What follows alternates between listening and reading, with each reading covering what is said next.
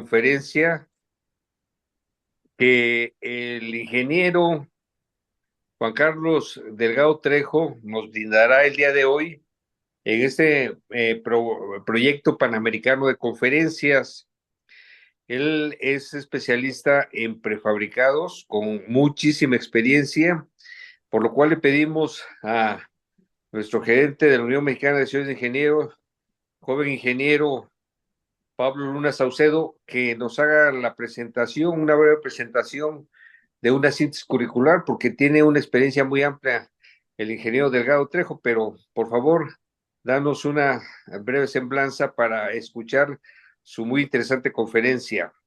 Sí. Con Muchas gusto, ingeniero. gracias. Excelente tarde a todos y sean bienvenidos.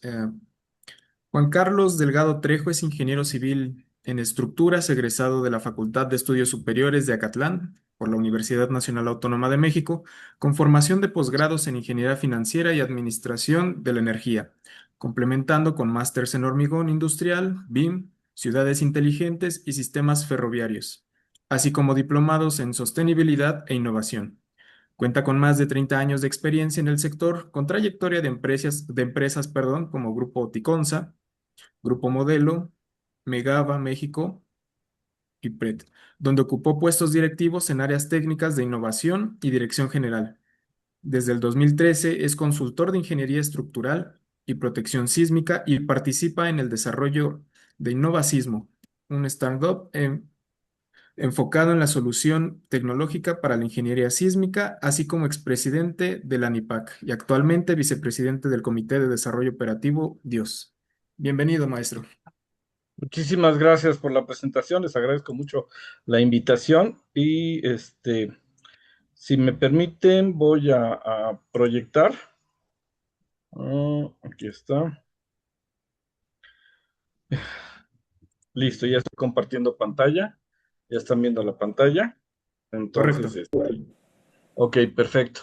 El tema que voy a platicarles hoy, precisamente tendencias actuales del prefabricado de concreto industrializado, que va dirigido principalmente a la protección de contenidos.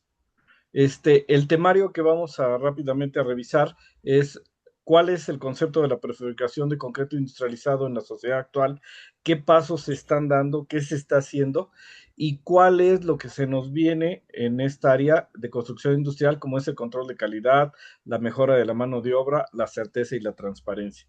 Con eso vamos a entrar al proceso de industrialización, que es lo que se está, digamos, aprovechando de esto y las tendencias modernas en cuanto a los ríos naturales, terremoto, huracán, para terminar con la resiliencia, que es una de las cosas que nos están pidiendo actualmente para todas nuestras estructuras, ¿no? Eh, en el World Economic Forum se reúnen las voces más importantes sobre todo del área financiera, del área operativa y futurólogos y mucha gente de gobierno. Nosotros normalmente en las noticias vemos la parte de la gente de gobierno que está e intercambiando opiniones, pero no queda ahí la reunión. La reunión tiene muchas subcomités debajo de que están analizando la cuestión de la construcción, las tendencias económicas y que obviamente van a regir los parámetros financieros de los siguientes años. Y entonces hacen una serie de publicaciones, que son estas revistas que ven, donde han estado publicando desde 2017, 2016, la necesidad de modernizar a la industria de la construcción. En una gráfica donde se ponen cuáles son los conceptos que más se van a buscar en los siguientes años y que mayor impacto van a tener, pues vemos la integración a la metodología BIM, el monitoreo inalámbrico, como es el Internet de las Cosas, el Internet of Things. También hay la cuestión de los drones, la impresión 3D, pero si se fijan, uno de los componentes más importantes y más buscado también va a ser la prefabricación de componentes de edificación, precisamente para mejorar la calidad y el control.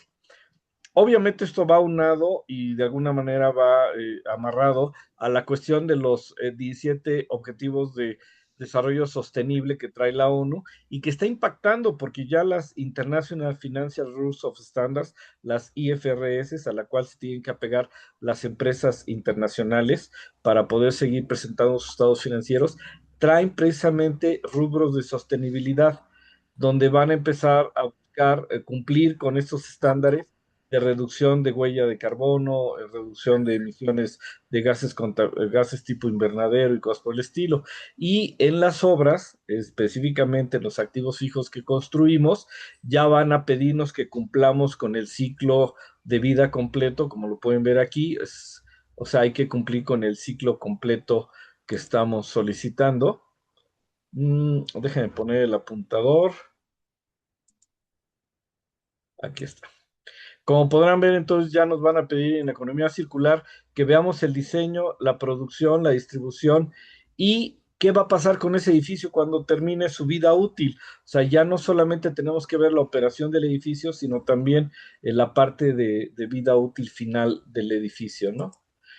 De tal manera que a pesar de la integración de inteligencias artificiales y todas estas cuestiones de digitalización, todavía al menos en la construcción podemos decir, como dice esta pequeña broma, hey ChatGPT, tú no puedes acabar este edificio. Entonces tenemos que ver que nuestra realidad hoy en día es automatización y logística de procesos productivos, solución y optimización topológica de las áreas de acuerdo a la cuestión estructural, optimización de esfuerzos y simulaciones, reducción y control de riesgos a la vida humana y comunicación efectiva y rastreabilidad. Estos conceptos sí son conceptos muy reales que vamos a poder empezar a aplicar, digamos, ya en el día a día digamos, lo que es la construcción industrializada.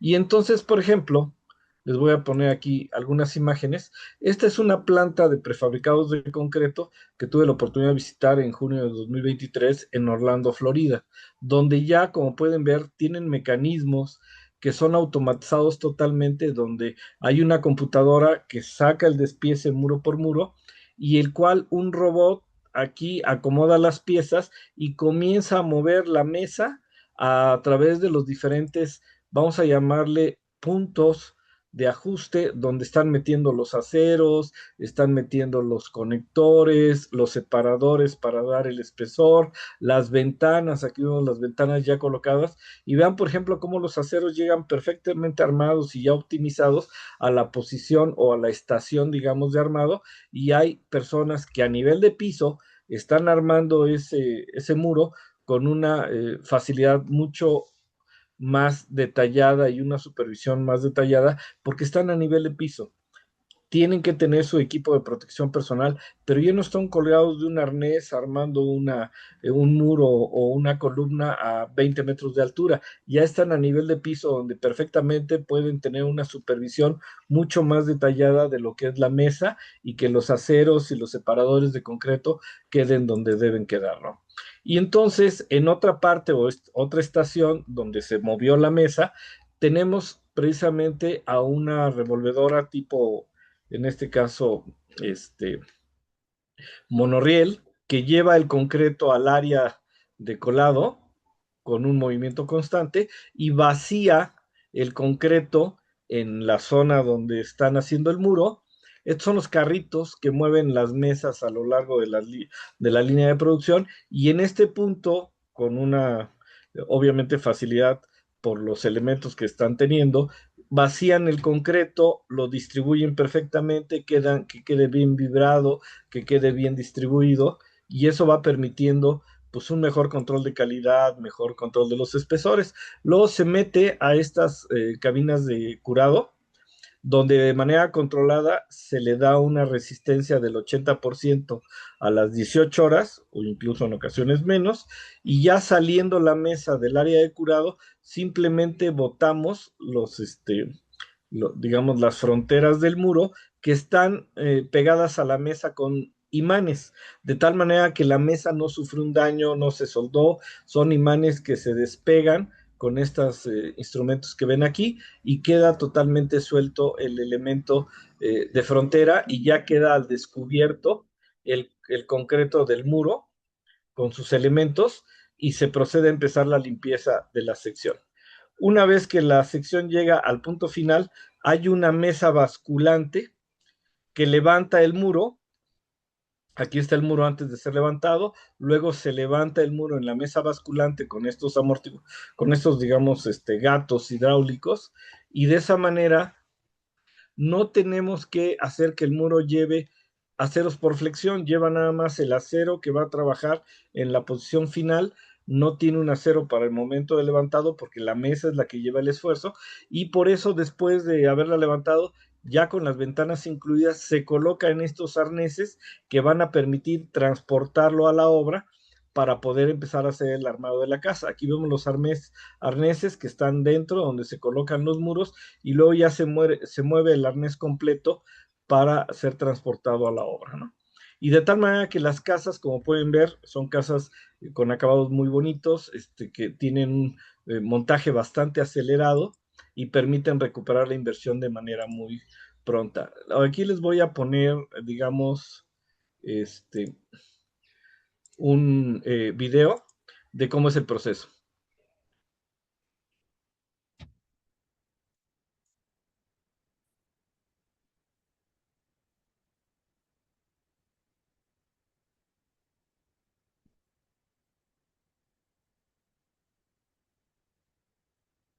Ahí está cómo están almacenados y luego cómo salen y se transportan, digamos, a la obra, ¿no? Ahora vamos a ver cómo se...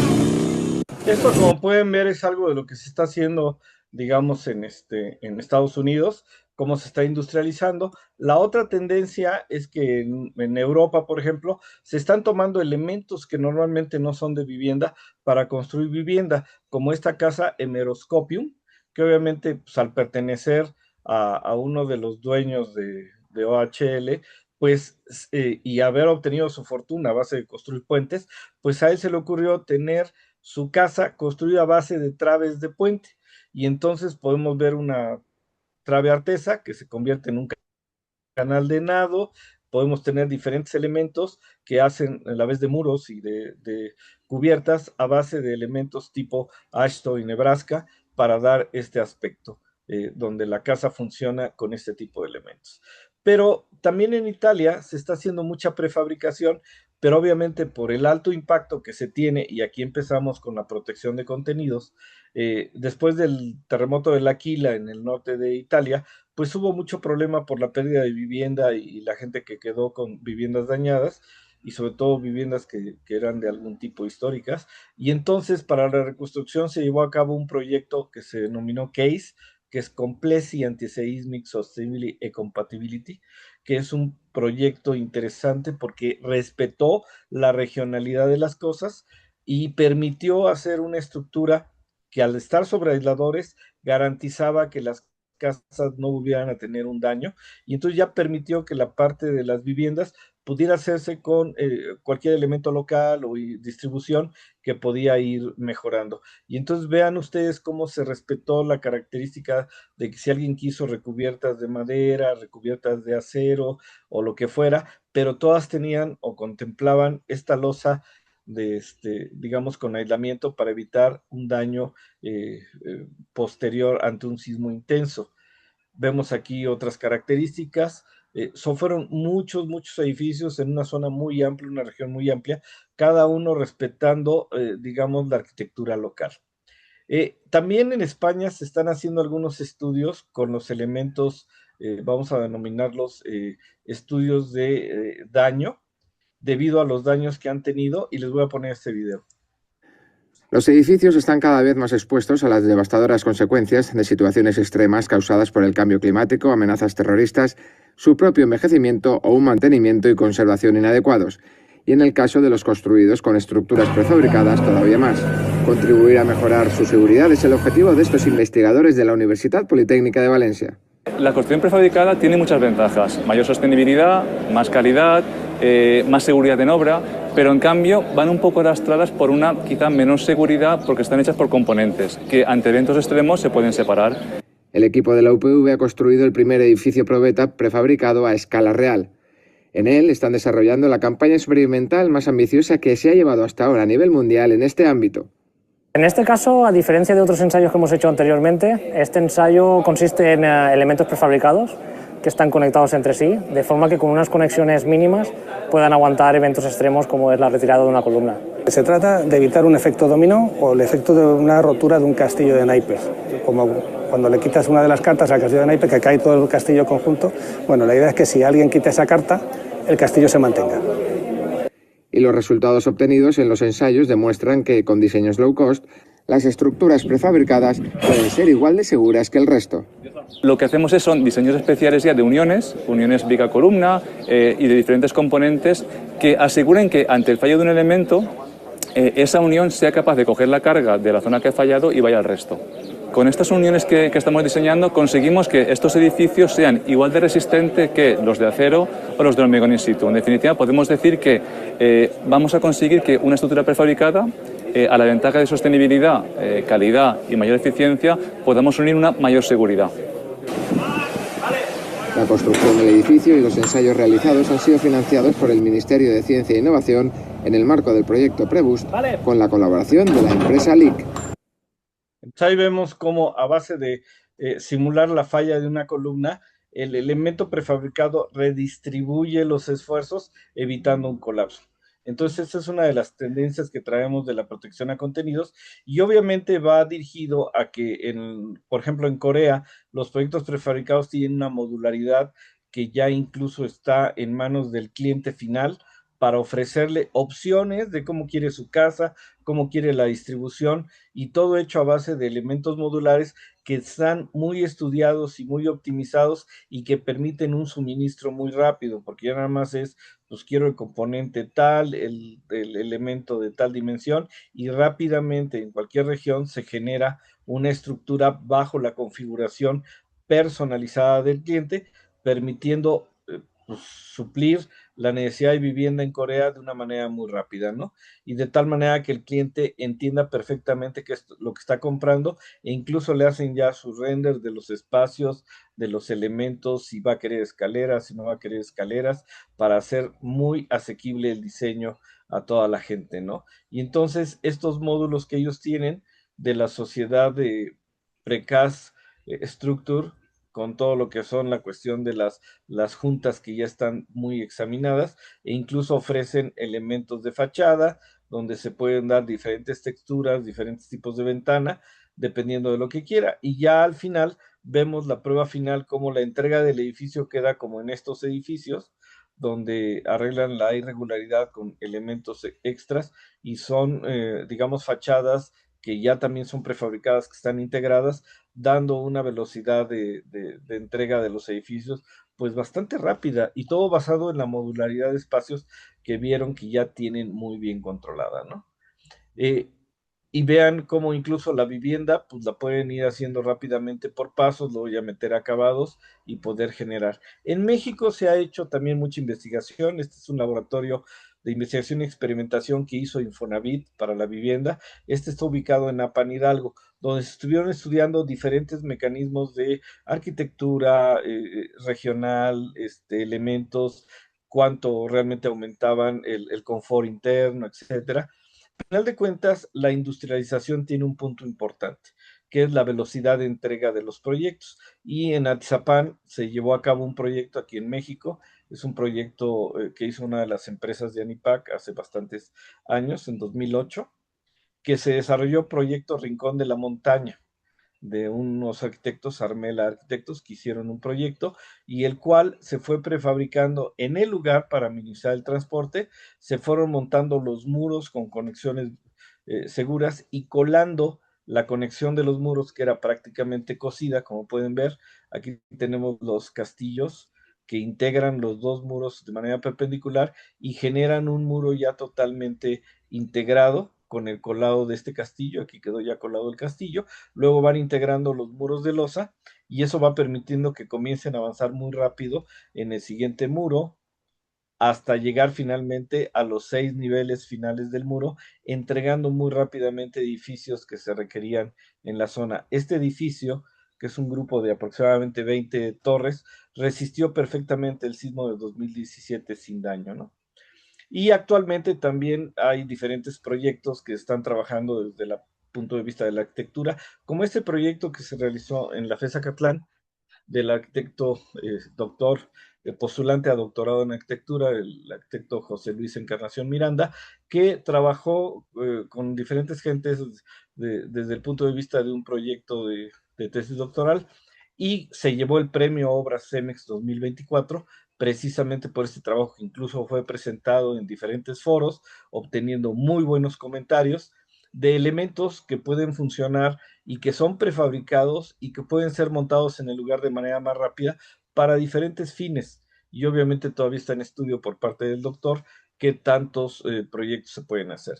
Nosotros en ANIPAC, para asegurar toda la cuestión del prefabricado en México y adecuar los manuales, actualmente tenemos pues, cursos de diseño de conexiones, estamos haciendo estudios sobre las conexiones prefabricadas, qué tipo, y luego las probamos en laboratorio de Senapred para ver las mejores recomendaciones que se pueden hacer adecuadas, o de alguna manera, como se dice, para los sistemas mexicanos y para la reglamentación mexicana, aunque obviamente estamos desarrollando mucha información que viene de los reglamentos internacionales para todo lo que es la conexión, y sobre todo buscando que las conexiones tengan de alguna manera un elemento de disipación adicional para asegurar.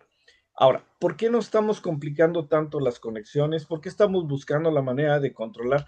Porque dejar a la pura rigidez de la estructura el comportamiento, pues realmente nosotros digamos, en los elementos de modelos matemáticos que hacemos de la estructura, no modelamos los contenidos. Modelamos columnas, traves, losas, para ver cómo se comportan ante solicitaciones de viento, sismo, carga vertical, pero ¿qué está pasando y qué se está resolviendo como la impresión 3D, en concreto simple? Aquí vemos un ejemplo de una casa impresa en 3D.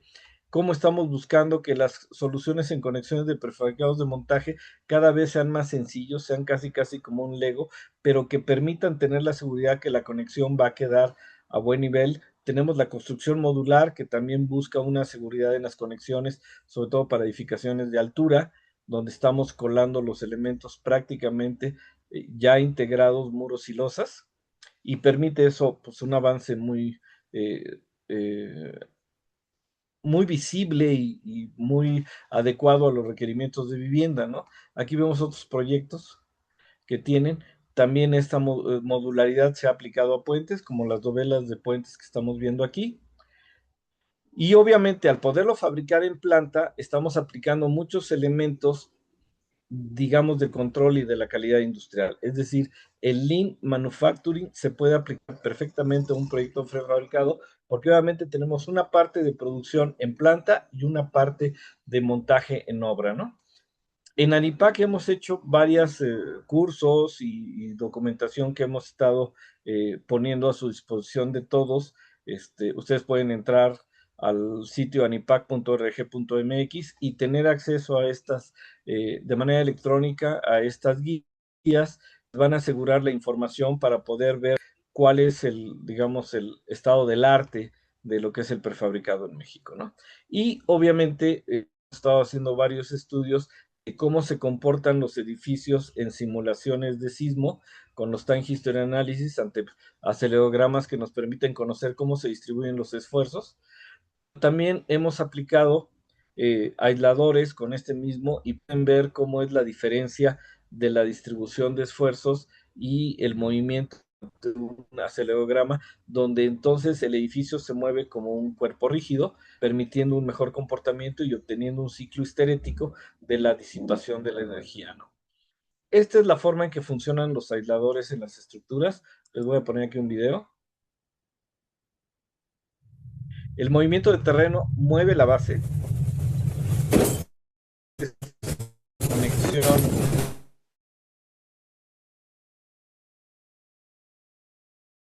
Bien, este es un edificio que no tiene aislamiento y el otro sí tiene aislamiento, y ven cómo los contenidos. Aquí sí se verifica que la aceleración no los afecte y no se dañe. ¿Por qué? Porque estamos, digamos, desconectando lo que es la cimentación de la estructura, ¿no?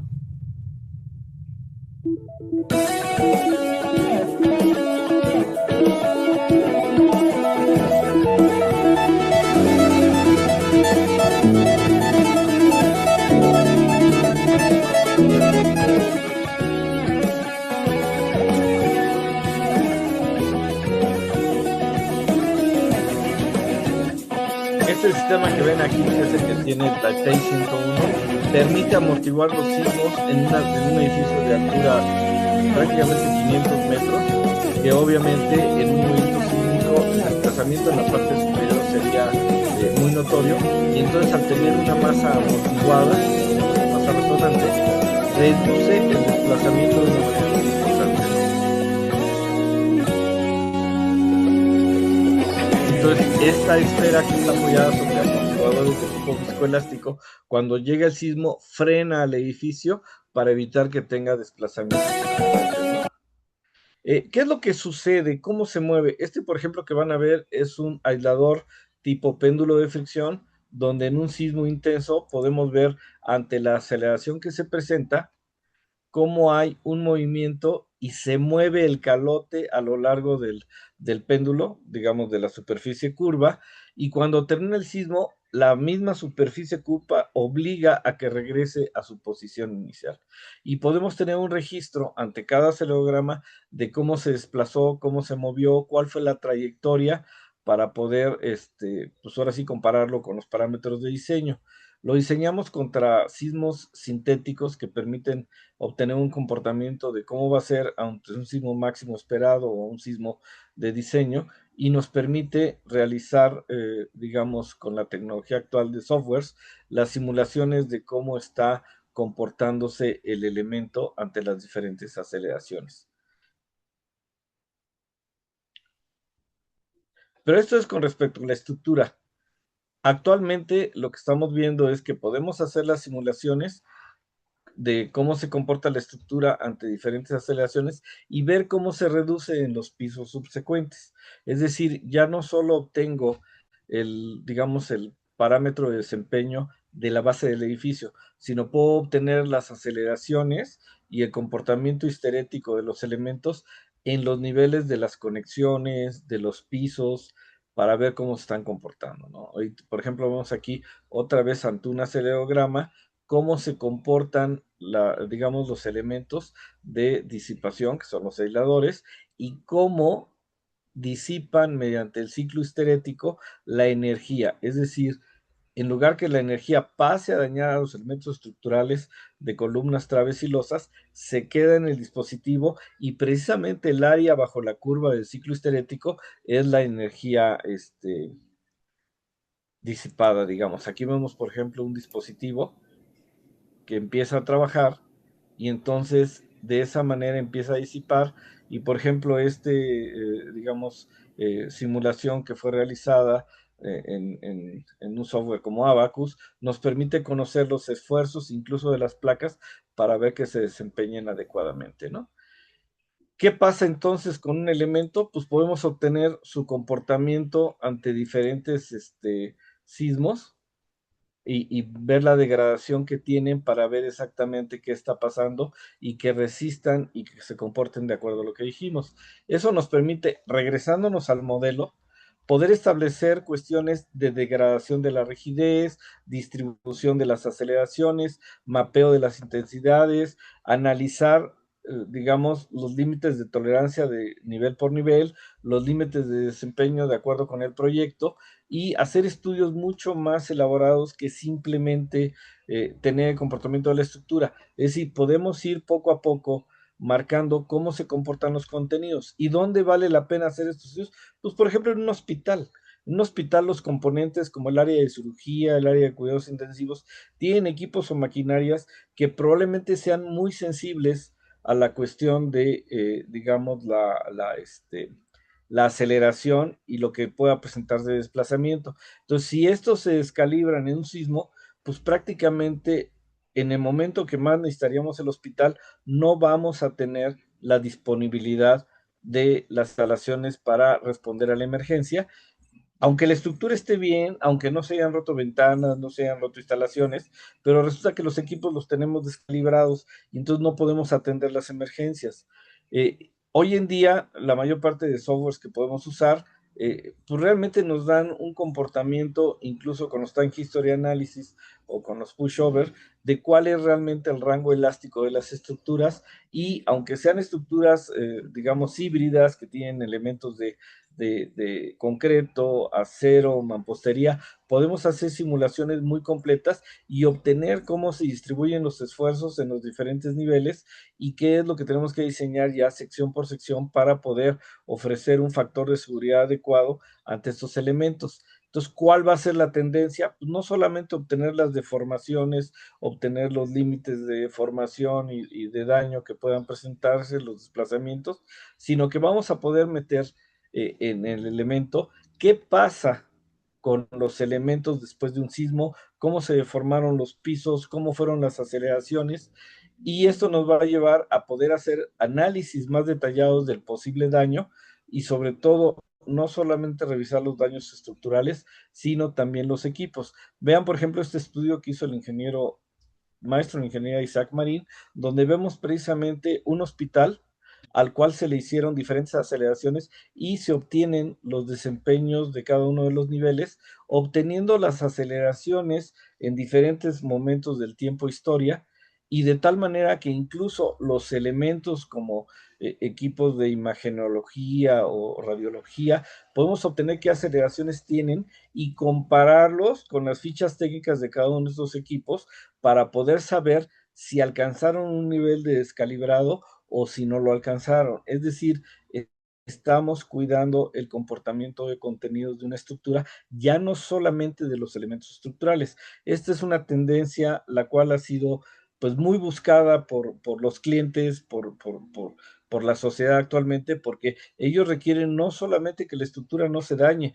sino que la estructura siga en ocupación inmediata y en operación, y pues el requerimiento está empezando principalmente con hospitales, centrales de bomberos, centrales de emergencia, para que puedan atender la emergencia, pero esto poco a poco irá derivando pues a las fábricas, a las oficinas, a todos aquellos lugares donde queremos ver si el tomógrafo, los rayos X, la mesa de operaciones se excedió su límite de índice de daño, no se hizo como, verificando la aceleración en los lugares. Esto va a ser una tendencia que va a empezar a imperar en los siguientes años y que nos va a decir cómo tenemos que empezar a hacer ya no solamente el estudio de la estructura, sino el estudio del comportamiento del elemento completo. Ahí sí la interacción con los nuevos elementos de simulación, las nuevas inteligencias artificiales, pues va a ser determinante. ¿Y cómo nos lo pide precisamente? En este caso, por ejemplo, es un cuadro de FEMA, de lo que es la Federal Emergency Management Agency, la agencia americana de manejo de emergencias, que saca un pequeño cuadro en su documentación. Lo pueden encontrar en FEMA P58, que es Seismic Performance Assessment of Buildings, y donde pueden ver que ellos dicen que si tenemos un edificio que no está reparado y sufrió daño, pues obviamente la reparación, déjenme poner el apuntador, aquí está. Digamos que el daño que puede sufrir en el futuro nos va a requerir una inversión muy fuerte de reparación y va a ocasionar una huella de carbono muy grande. Si el edificio tiene un refuerzo básico, pues sí va a ser una inversión menor, pero va a tener una huella de carbono y va a requerir que tenga, digamos, una reparación a futuro. Y el dinero del futuro es el dinero más caro. Un edificio que cumple básicamente con el código tiene una protección de vida. Es decir, lo único que garantizamos con los reglamentos es que el edificio conserve lo más preciado que tiene la sociedad, que es la vida humana. Pero no hablamos de impedir que pueda sufrir daño en fachadas, en instalaciones, en este tipo de elementos, y entonces por eso hablamos de que a pesar de que es una inversión un poco más grande que el no respetar el reglamento, tiene posibilidades de una reparación ante un sismo intenso en tiempo futuro y va a tener una huella de carbono por la reparación. Si hacemos un poquito más arriba de lo que es el reglamento, pues tendremos una un gasto menor a futuro, una inversión un poquito mayor que el principio, pero significativamente vamos a tener una menor huella de carbono.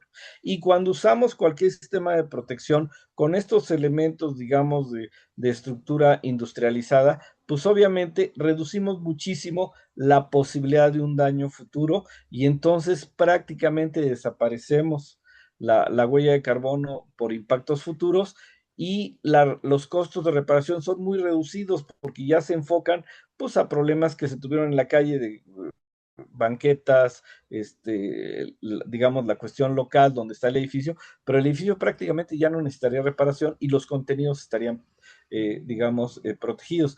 Con estas simples tablitas es con lo que la gente del área de finanzas de manejo de emergencias está intentando inclinar la balanza al uso de todos estos dispositivos que nos obliguen a tener, digamos, un impacto más benéfico en lo que son las inversiones de los activos fijos que hacemos, porque las construcciones que hacemos son activos fijos que la sociedad usa para usufructuar en los 10 siguientes años de servicio, porque ahí es donde suceden las operaciones humanas, las fábricas, las oficinas e incluso la vida misma patrimonial de una casa, pues uno realiza sus funciones en ella, ¿no?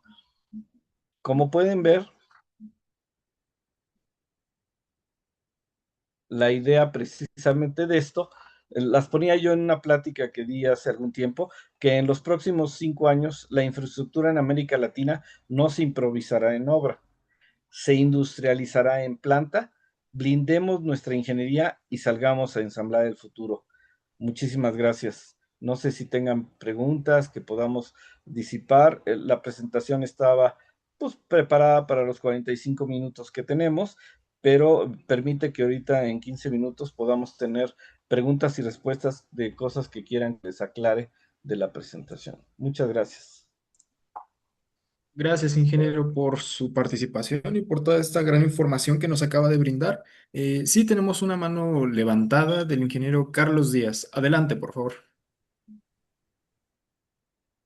Buenas tardes, ingeniero. Buenas tardes. Muchas gracias por la oportunidad de estar en su conferencia el día de hoy.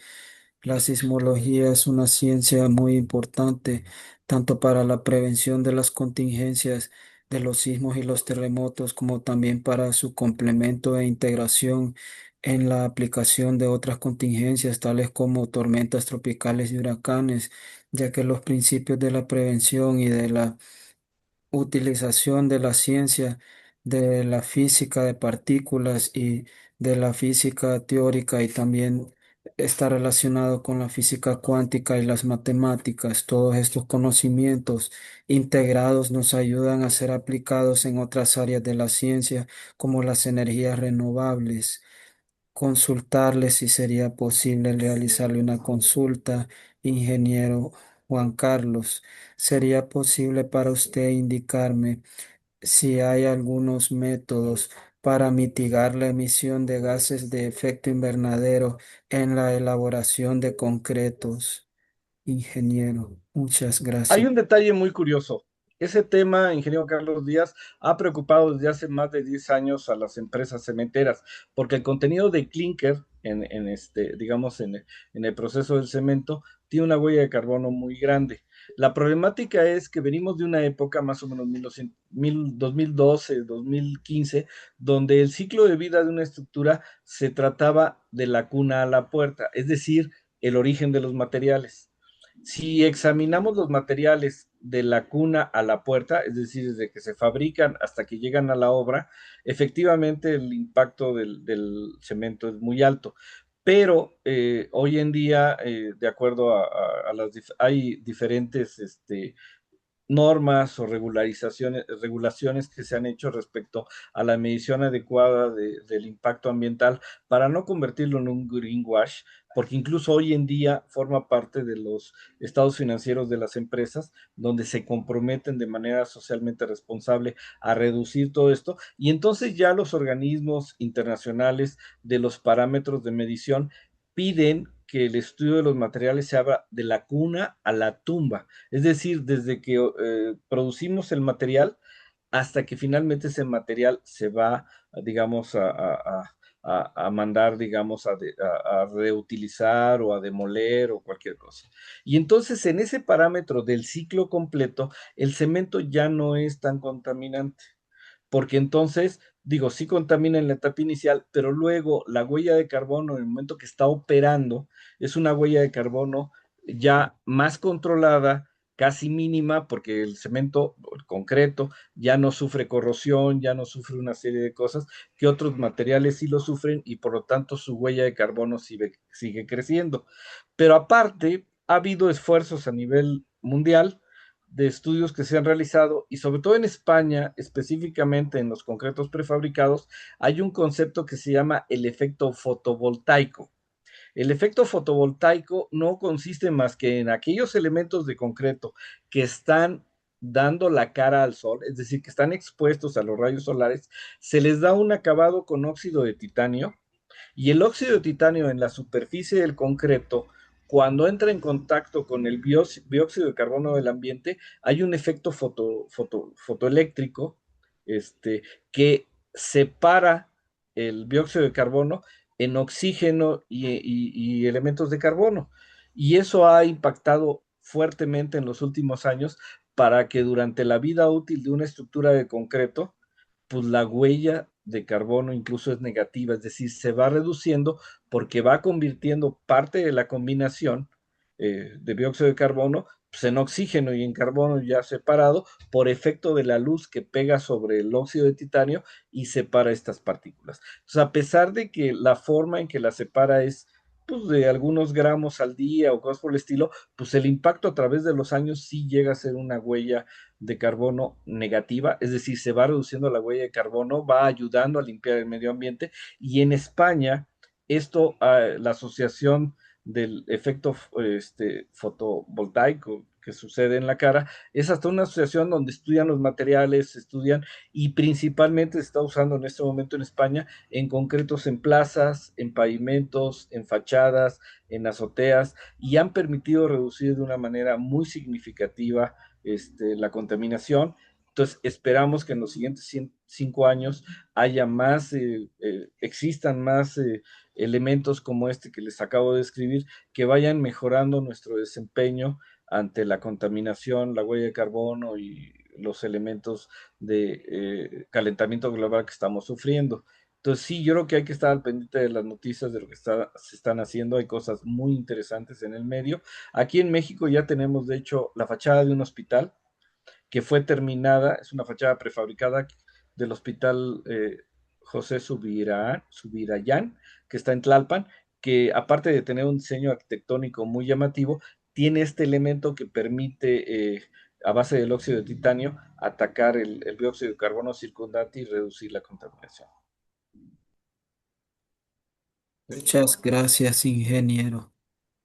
Muchas gracias por su participación.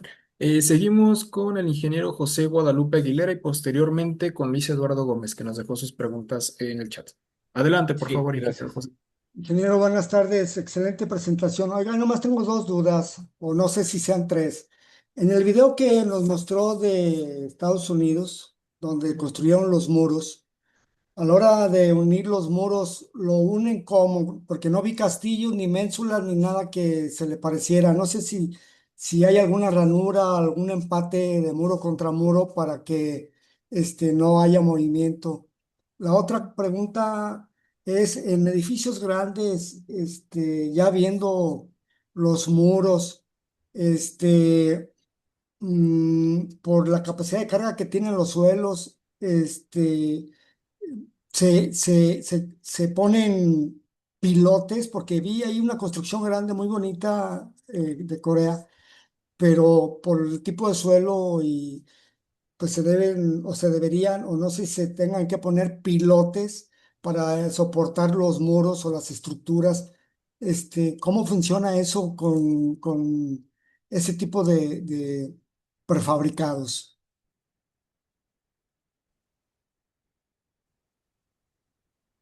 Primer detalle, ingeniero, en el caso de está en Florida, en Orlando, Florida. Entonces, ellos conectan, no sé si veo que en el video, déjame ver si incluso le regreso. En el video, cuando están armando los muros que están en la mesa, hay unos tubos verdes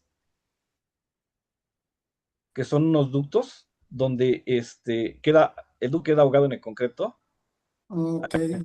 Aquí está. Ve estos ductos de aquí.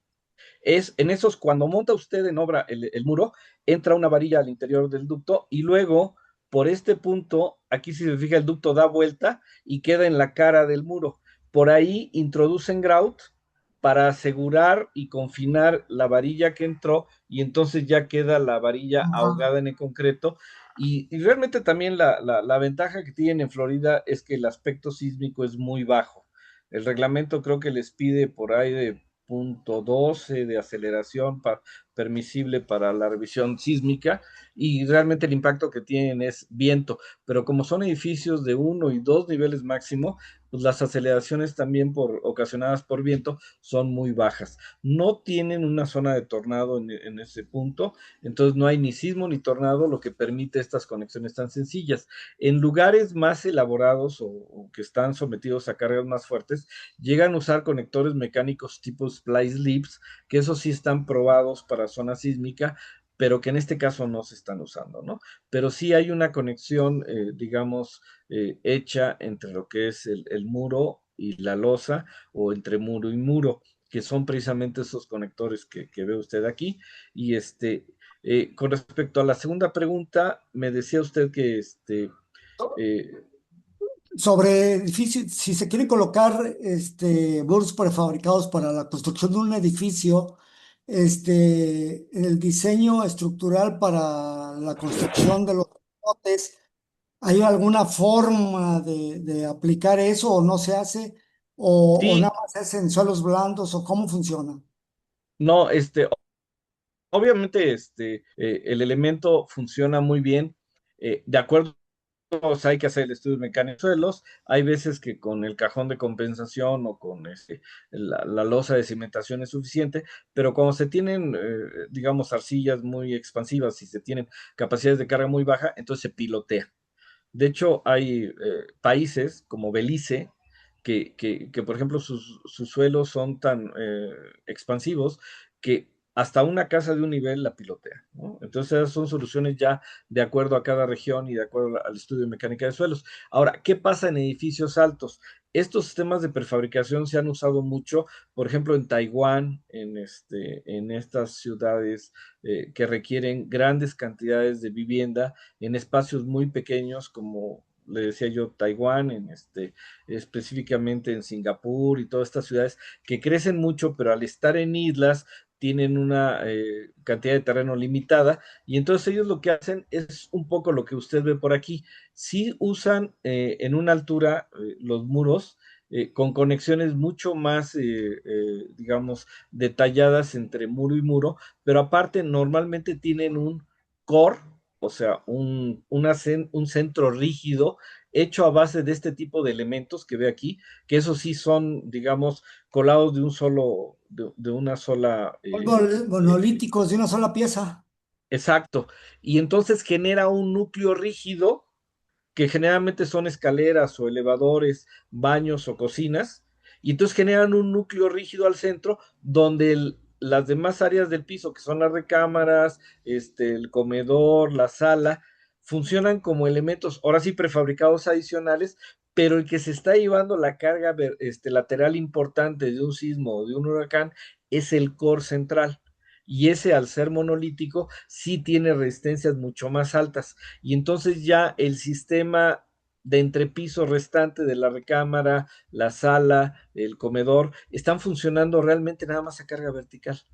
Toda la capacidad de carga lateral para resistir el sismo y huracán se le está cargando a estos coros centros y entonces sí hay experiencias en Taiwán y en Taipei, en Singapur, de edificios de hasta 20, 25 niveles con este procedimiento. Y entonces eso ha Seguramente funcionado muy bien. perdón, seguramente esas piezas monolíticas se utilizan también para los elevadores, ¿no? Ya ve que las especificaciones técnicas de los elevadores no te dan más que una pulgada de error, verticalmente Sí, hablando. Entonces, sí, al ser tienen, monolíticos, si se planean bien, pues no tienes problema para el elevador, porque hay edificios verticales que fallas en la verticalidad y ya no pueden subir el elevador y se meten en broncas, ¿no? ¿Es así? Sí, aquí la gran ventaja de fabricar estos elementos en planta es que podemos verificar la geometría, podemos verificar cómo quedó fabricado y si se está fuera de tolerancia, pues simplemente no se manda a obra. Entonces, Así lo es. que se manda a obra es lo que ya cumplió. Ahora, estamos diciendo que ahorita cumplimos con los elementos requeridos solamente con los elementos de estructura tradicional. Pero si el edificio es más alto o está sometido a una aceleración mucho más importante, pues es cuando entran los elementos de disipación de energía, que pueden ser aisladores, amortiguadores, masas resonantes, que ayudan a evitar que la estructura tenga que resistir la carga lateral y entonces la estructura queda sometida prácticamente a pura carga vertical, a cargas vivas y muertas, y todas las cargas accidentales como huracán o como sismo, las toman los dispositivos que se diseñaron para eso. Y entonces la estructura se comporta como un cuerpo rígido, ¿sí? El cual no tiene deformaciones en los entrepisos.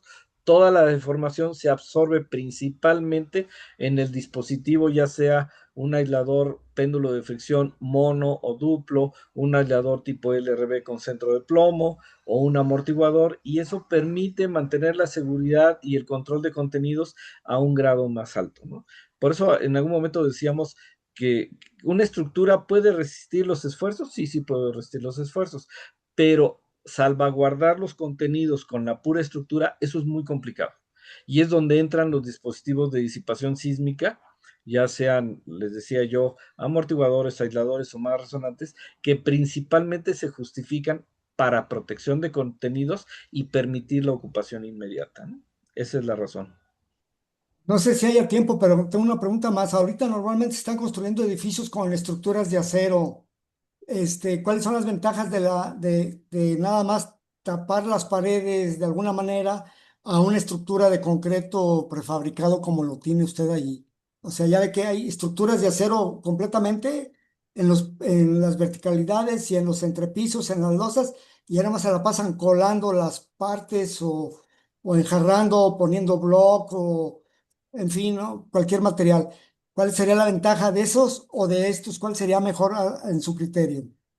Ese es un tema que cambia de país en país, depende mucho de las características de lo que es Chile, Argentina, la reglamentación, la disponibilidad de este tipo de materiales, pero si hablamos de un mercado maduro, donde la construcción está basada únicamente en cuestiones de casos de negocios, lo normal es que estudiemos la resistencia al fuego, la respuesta precisamente a la fatiga y otros elementos, y entonces para comparar una estructura colada en sitio, prefabricada de concreto o acero, tenemos que hacer las comparativas de resistencia a fuego, porque muchas veces en los edificios se ocupan elementos de acero, pero tienen que ir recubiertos con protección contra fuego para dar las 4 o 5 horas requeridas por reglamentos de resistencia a fuego. Y eso es lo que pasa. ¿Qué es lo que ha delimitado en algunos países que normalmente en edificios urbanos, oficinas, centros comerciales, se ocupa estructura de concreto? Y en edificios industriales, fábricas, minas, se ocupa estructura de acero. Esa es una clara diferencia que da porque hoy en día, equivocadamente, tenemos los casos de negocio de comparar la estructura de acero con la estructura prefabricada de concreto. Pero estamos comparando cosas diferentes. Teníamos que Sí. comparar la estructura de acero con su recubrimiento, digamos, antifuego, para poder comparar la misma resistencia a fuego contra una estructura prefabricada. El problema es que a veces no hacemos los casos de negocios completos. Digo, el acero tiene sus ventajas siempre y cuando se complete toda la especificación con recubrimiento antifuego para que tenga la misma resistencia que una estructura de concreto que obviamente pues, tiene también acero, pero está cubierto con concreto, lo que le permite una mejor respuesta ante un fuego accidental.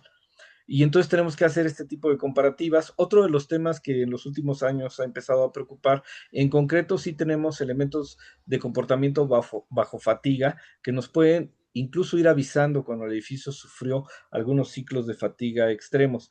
En el acero, pues nada más tenemos el método de rain, o sea, de lluvia, que es un método en el cual analizamos el comportamiento, pero con ocasiones requeriría pruebas complejas de 2 millones de ciclos para comprobar que el elemento IPR, que el elemento W resiste una carga cíclica tipo fatiga y ver cómo se deforma y todo, porque el problema que tenemos es que muchos de los elementos digamos, sometidos a fatiga, a muchos ciclos de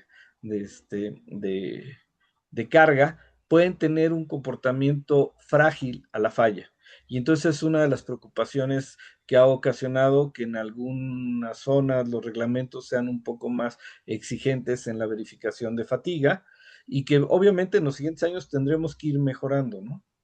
Pero, por ejemplo, ahí una de las soluciones que se ponían, ok, tú tienes una estructura de acero que ya fue hecha en acero, pues vas a tener que recubrir contrafuego para que tenga un mismo comportamiento. Si la ocupación es oficina, vivienda o centro comercial, eh, eh, y aparte, tienes que meter sistemas de disipación para que el elemento no esté tan sometido a fatiga.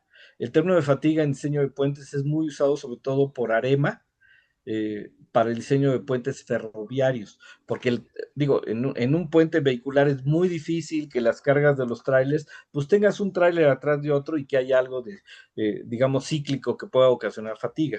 Por eso normalmente AASHTO no le da tanta importancia al término de fatiga si el perfil es de línea. Pero si estamos hablando, por ejemplo, de puentes ferroviarios, ahí sí podemos tener trenes de 1 kilómetro o 2 kilómetros de longitud que van a ocasionar una carga que va a estar pasando y va a estar deformando, y entonces allí los parámetros de revisión por fatiga, los parámetros de revisión por flexión son mucho más exigentes. Entonces, eso que pone usted en la mesa va a depender del tipo de estructura y de completar los casos de negocio, porque a veces hacemos los casos de negocio para poder definir la utilización de un material u otro, pues medio cortados. O sea, no están completos los estudios y creemos que estamos optimizando cuando realmente no estamos analizando todo el ciclo de vida de la estructura. Por eso hoy en día, como ingenieros y arquitectos, nos están pidiendo que tomemos en cuenta todo el ciclo, no solamente desde que arrancamos hasta que entregamos la obra, sino qué va a pasar después cuando la obra opere y qué va a pasar cuando la obra decida demolerse. Tenemos que estudiar el ciclo completo y decirle al cliente qué va a pasar con su estructura en todo ese rango. Y entonces de ese estudio sale el caso de negocios completo y es cuando vamos a ver precisamente las diferencias para poder tomar una mejor decisión del tipo de estructura, ¿no? Sí, ok, muchas gracias, ingeniero. Muchas gracias. Gracias, ingeniero, por su participación. Vamos con las preguntas de Luis Eduardo Gómez. Intentaré englobar las dos y comenta, ¿qué tipo de conexiones se utilizarían en estructuras prefabricadas utilizadas como edificios industriales que incluyan equipos y maquinarias vibratorias de gran tamaño y velocidad? Y aunado a la otra pregunta es, ¿en altura? Fíjate que hay una tendencia en algunos casos. Primera, cuando tienes un diseño industrial, digo, me tocó estar en Grupo Modelo, diseñar edificios de cocimientos, edificios de envasado. Envasado, por ejemplo, son líneas de producción que como tienen bandas que están transitando la botella y transitan a velocidades altas, se llega a tener llenadoras de 2,000 botellas por minuto. Entonces, imagínate la velocidad de llenado y la velocidad con la que se mueve la banda. Entonces, eso ocasiona realmente vibraciones que tienen que someterse en el análisis estructural que se está revisando, y entonces te lleva a dos posibilidades principales: o mete sistemas de vibración en el edificio para contrarrestar la vibración ocasionada por los equipos, o aíslas los equipos. Es decir, en la zona donde tú vas digamos, a fijar la llenadora o la línea de envasado, van sobre soportes que están aislados y que aíslan la vibración del piso. Esa es una opción. La otra, si las vibraciones muy fuertes, se llegan a poner masas resonantes en algunos puntos para reducir la vibración de los equipos bajo condiciones especiales, ¿no? Y la otra es que pues, realmente en la estructura se toman decisiones de hacer estructuras más robustas con, digamos, mayor rigidez para poder absorber todo esto. Depende de la política que cada diseñador industrial, porque ahí los ingenieros civiles estamos para lo que el diseñador industrial quiera de los equipos que va a instalar. El valor de la estructura es menos del 10% del valor de los equipos. Entonces ahí el foco principal de diseño está en los equipos y su funcionamiento. Entonces nosotros en la estructura como ingenieros civiles y estructuristas, estamos supeditados a los requerimientos que nos dan y entonces tenemos que estudiar la estructura como primera entrada con elementos estructurales que permitan absorber y dar rigidez suficiente, y luego vienen ya los elementos adicionales como amortiguadores, aisladores, masas resonantes que permitan contrarrestar las vibraciones.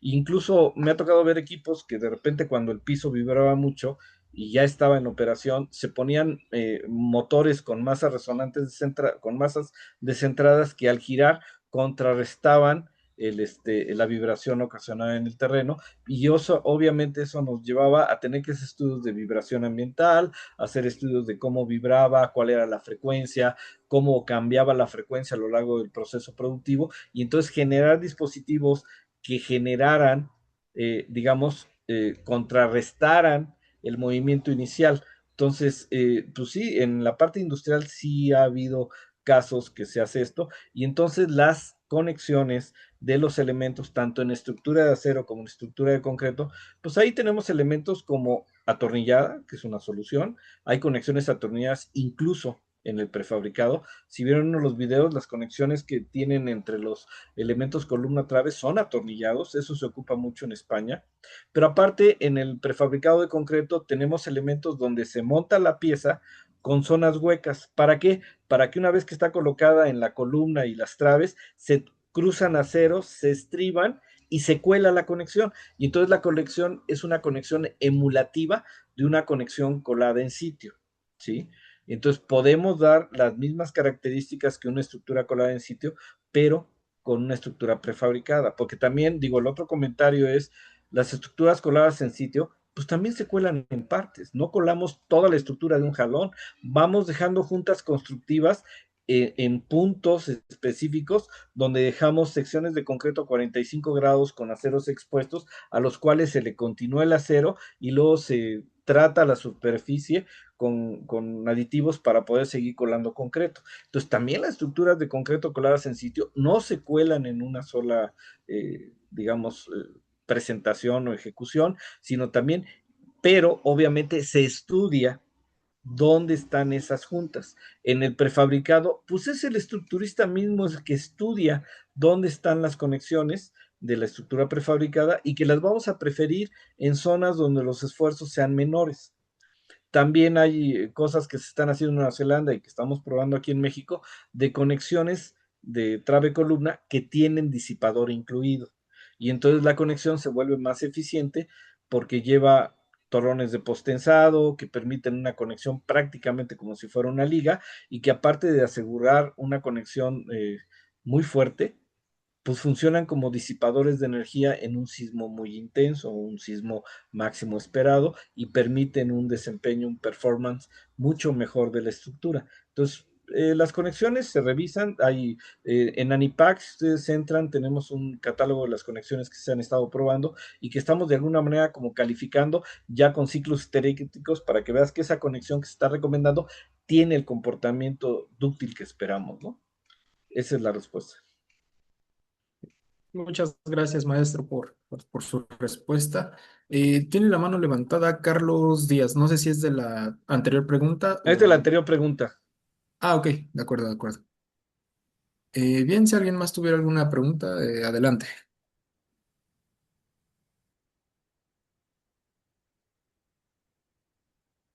Me parece que no. Ingeniero Méndez, si nos apoya, por favor.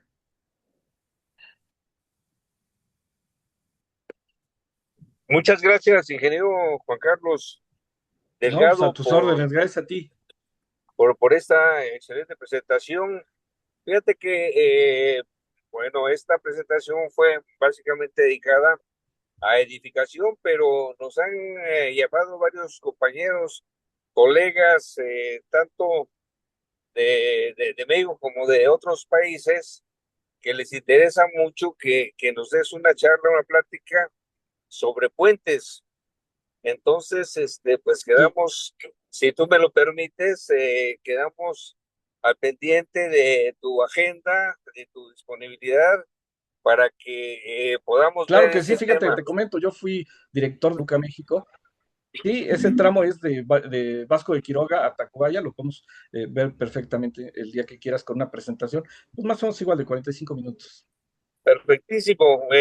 Si fuese necesario que fuera de un poco más de una hora, por la importancia del tema, no le veo Sí, mayor claro. problema. Y sobre ese aspecto, ya, eh, Sí, claro, a tus órdenes, cuando tú lo digas. acuerdo para programarte y que los compañeros informemos para que asistan. Te agradecemos mucho, como siempre, tus grandes conocimientos en el tema de prefabricado de concreto, por lo cual también te agradecemos y le pedimos nuevamente a Pablo Luna que pues lea el agradecimiento que te enviaremos. Muchas gracias. Por supuesto, ingeniero. Antes de leer el reconocimiento, al final nos quedamos para una fotografía, por favor. Y Sí, bien, claro. me voy a permitir mencionar a las organizaciones involucradas en la organización de este ciclo de conferencias, entre ellos la Unión Panamericana de Asociaciones de Ingenieros, el Colegio de Ingenieros del Perú, la Sociedad de Ingenieros de Bolivia, el Colegio de Ingenieros de Guatemala, el Colegio Federado de Ingenieros y Arquitectos de Costa Rica, Colegio de Ingenieros Civiles de Honduras y por supuesto la Unión Mexicana de Asociaciones de Ingenieros.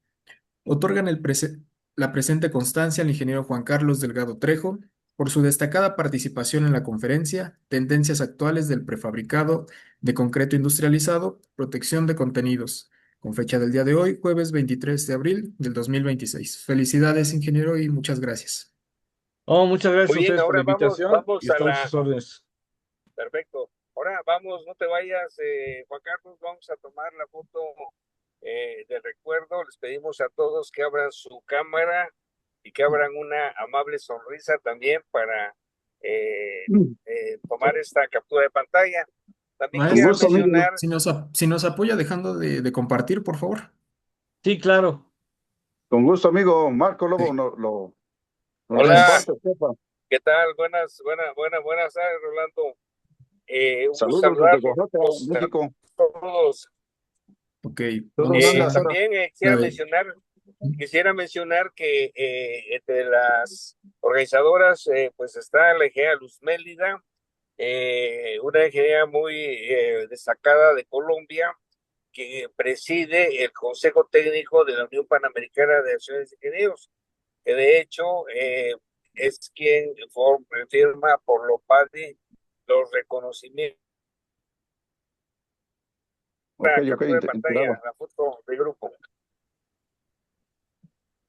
Ok, si me lo permiten, vamos con la primera, serían dos, la de tres, una, dos, tres. Ok, lista la primera, un segundo, por favor. Y vamos con la segunda, a la de tres, una, dos, tres. Listo. Muchas gracias. Ahí lo comparten después, las fotos. Claro que sí, de hecho ya tenemos un grupo, no sé si ya estén todos, pero si no les dejo aquí la captura en lo que terminamos. Por aquí está el QR si gustan escanearlo para poder ingresar al grupo. Ahí subimos las fotografías, subimos algunos materiales, por supuesto las conferencias y son bienvenidos todos. Sí, quienes quieran pertenecer al grupo, nada más pónganos su número de WhatsApp y con todo gusto los anexamos. Por otro lado, quienes quieran